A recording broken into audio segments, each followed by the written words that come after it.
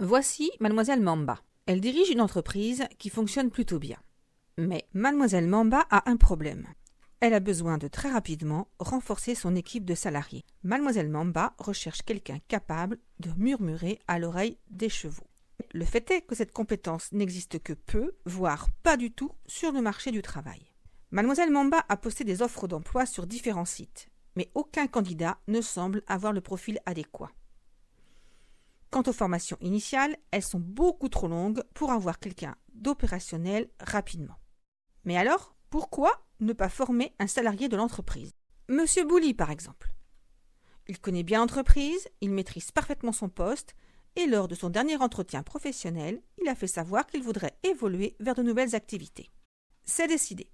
Monsieur Bouli part en formation. Mais l'offre de formation professionnelle n'est pas géniale. Mademoiselle Mamba est réduite à inscrire son salarié dans une formation catalogue plus ou moins en lien avec le sujet. Monsieur Bouli est ravi de la formation et du formateur. Il est même certifié haut la main.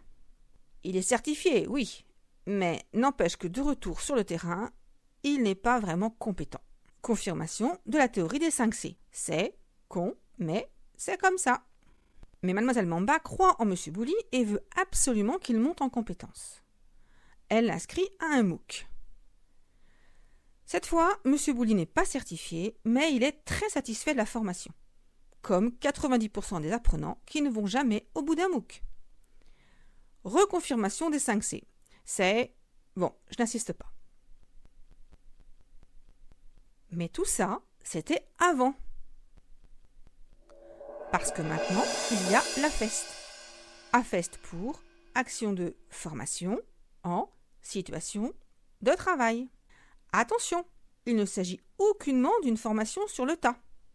Une situation de travail n'est pas formative par essence. Elle le devient quand elle est un élément d'une démarche structurée.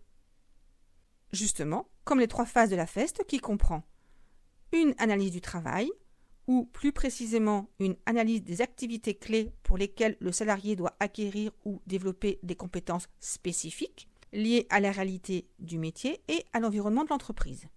Des objectifs d'apprentissage qui impliquent un positionnement initial de l'apprenant afin de pouvoir ultérieurement mesurer la progression de ses acquis. Une situation apprenante qui requiert toujours un aménagement du travail et du temps de travail, un accompagnement ou un tutorat par un expert métier, et enfin des séquences de retour sur expérience. La FEST est une démarche qui doit être validée par le management, acceptée par l'apprenant et son accompagnateur, et enfin formalisée via un protocole individuel de formation, qui est une forme de convention, en amont de sa mise en œuvre. On est vraiment très loin de la formation sur le tas. Mademoiselle Mamba est ravie. Grâce à la FEST, c'est un autre salarié expérimenté de son entreprise qui montre et fait faire le geste professionnel à Monsieur Bouli, lequel apprend en faisant. Les savoir-faire et les bonnes pratiques se mettent en place, immédiatement intégrés dans l'activité de l'entreprise. Et tout ça sans absence du salarié, sans frais annexes, tout en améliorant le collectif de travail. Cerise sur le gâteau, la FEST est reconnue juridiquement, ce qui la rend libératoire de l'obligation de formation de l'employeur. Un rapport coût, efficacité, retour sur investissement véritablement gagnant. En plus, la FEST est une méthode ouverte qui pourra si besoin être complétée par du présentiel ou par de la formation à distance. Et vous, la FEST, vous la commencez quand ?